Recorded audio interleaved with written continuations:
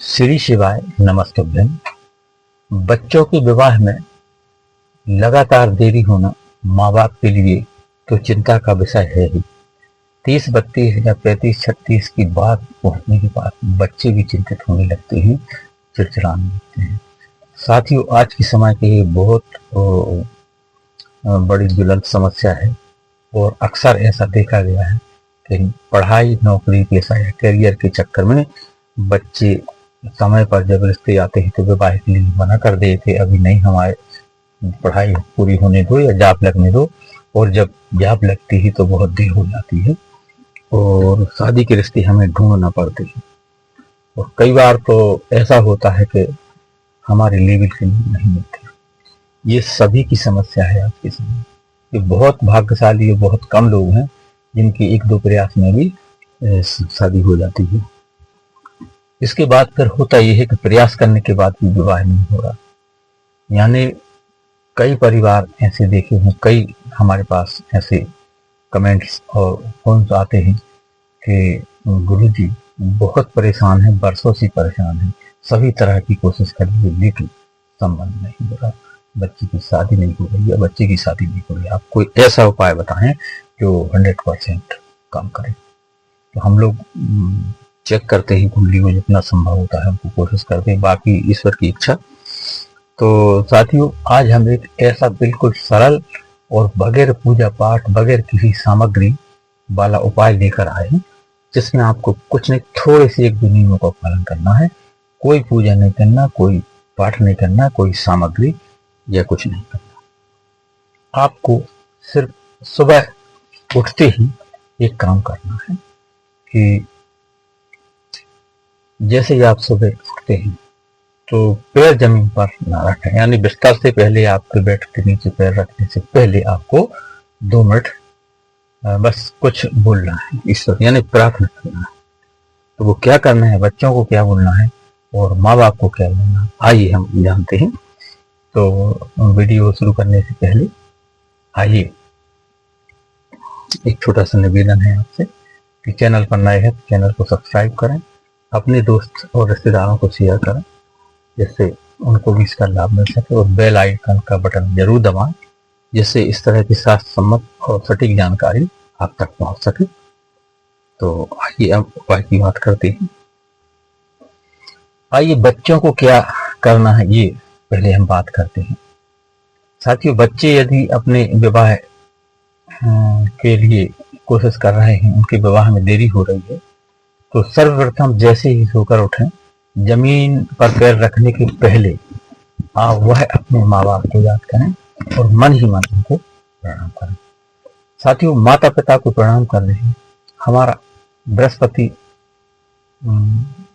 Strong होता है और वह बृहस्पति के अलावा धन के भी और दाम्पत्य जीवन, सुखी दाम्पत्य जीवन की और बच्चों के विवाह के लिए उत्तरदायी रहते हैं। और ओम गुरुवे नमः, ओम गुरुवे नमः ऐसा 3 या 5 बार या 11 बार, जैसे समय हो, जैसे आप डेली रूटीन का आपका बन जाए, आपको करना कम से कम 3 बार तो बोलना ही है। इससे आगे बोल सके वह आपकी श्रद्धा है। 11 बार बोले और अपने इष्ट और पितरों को प्रणाम करें, बस इतना करना है।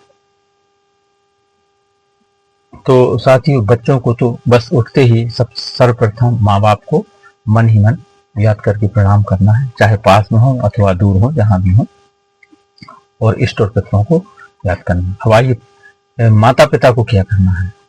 तो पिता मान लो करते हैं तो सबसे पहले जैसे ही उठें तो बिस्तर छोड़ने से पहले, जमीन पर पैर रखने से पहले हाथ जोड़कर सर्वप्रथम बृहस्पति को प्रणाम करें मन ही मन। यानी बृहस्पति देवता धन के अलावा सुखी दाम्पत्य जीवन, बच्चों के विवाह और मंगल कार्यों में वंश वृद्धि आदि के लिए उत्तरदायी होते हैं। तो वह पिता भी 3, 5 या 11 बार ओम गुरुवे नमः, ओम गुरुवे नमः इस तरह बोले और अपने कुल देवता, इष्ट देवता और पितरों को प्रणाम करें। साथियों, यह उपाय इतना कारगर है कि मात्र 11 दिन में चमत्कार हो जाएगा और आप ये प्रयोग करके देख लें, 11 दिन के भीतर आपको इसका परिणाम मिलने लगेगा। और माता पिता के लिए एक और खास चीज है जिसका आपको ध्यान रखना है और करना है। जब भी आप भोजन करें तो पहला निवाला या एक रोटी का टुकड़ा एक अलग कटोरी में या थाली में अलग स्थान पर रख दें, जैसी सुविधा हो, और ईश्वर को याद करने के बाद ही, प्रणाम करने के बाद ही भोजन करें। और जब भोजन करके उठें तो वह निवाला या रोटी का टुकड़ा किसी गाय या पक्षियों को जरूर खिलाएं। साथियों, ये उपाय आपको हमेशा करना है, यानी कि आजीवन करना है। ऐसा करने से आपकी सभी कार्य होने लगेंगे और कभी भी किसी कार्य में बाधा नहीं, क्योंकि जब हम ईश्वर के निमित्त कोई कार्य करते हैं तो हम फिर ईश्वर के हो जाते हैं और वह जिम्मेदारी ईश्वर की हो जाती है। साथियों, मैंने स्वयं भी अनुभव किया है कि किसी भी कार्य को हम ईश्वर के नाम से करें, उसको शामिल होकर करें, तो सफलता मिलना तय है, मिलेगी ही।